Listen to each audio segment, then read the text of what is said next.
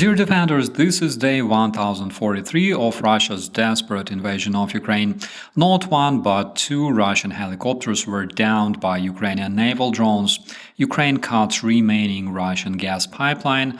Russian terrorists strike Ukraine with drones on the New Year's Eve. You're watching Only Facts with operator Starsky, and we will talk about the most important updates right now. Tonight, 111 Russian drones were launched against Ukraine. The air defense intercepted 63 and 46 were suppressed with electronic warfare measures. Two remaining drones returned back to Russia and Belarus.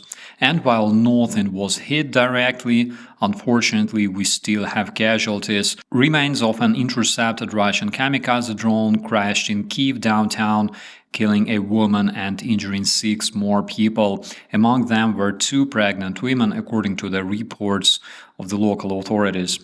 Yesterday night, Ukrainian defenders hit an important Russian base in Lvov, Kursk Oblast.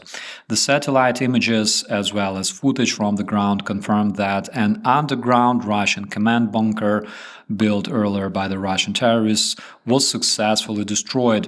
Different sources also report that Storm Shadow missiles were used for this strike. As we can see, the special military operation slowly moves back to the territory of Russia. Personally, I laughed at this comment in the Russian monitoring channel of Taganrog, which says, "I'm so tired of this 31st of December, everybody's celebrating, and they, Ukrainians, send us missiles." Russians just can't understand how it works. How come a country they have invaded is fighting back? I mean, Putin promised fast victory. Nothing was supposed to happen to Russians. NATO was supposed to stay away, in fear and observe mighty Russia devouring a helpless democratic country.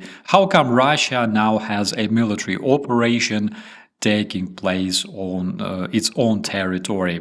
Well, welcome to the real life. And by the way, I think next update can be part of the Russian cringe section, because tonight Russian cities Gukovo and Kostroma were celebrating New Year without electricity.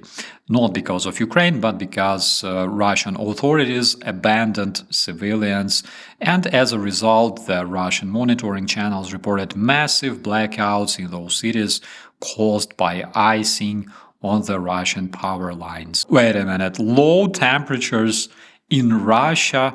Oh my god, apparently it doesn't happen often. Poor Russian superpower was completely unprepared for this disaster, and the fact is, those people threatened to freeze Ukraine and whole Europe. Anyways, yesterday Ukrainian special forces reported destroying a Russian Mi-8 helicopter over the Black Sea, not far from the temporary occupied Crimea. Naval drones armed with anti-aircraft missiles were used for this operation, and if it was conducted by Russians, they would of course report shooting down a fleet of starships with 100 of NATO generals on board. But the Ukrainian special forces could only confirm downing a single Russian helicopter, as it was seen on the footage. That is why it was exactly what they reported yesterday.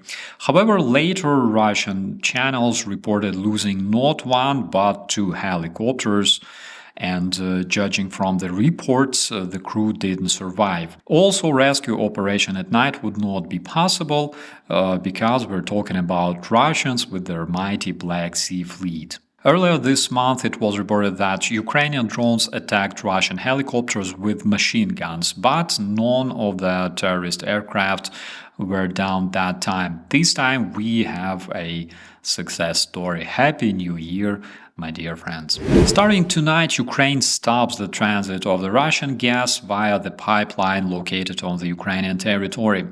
Which European countries will be affected by this? 2 countries, Hungary and Slovakia.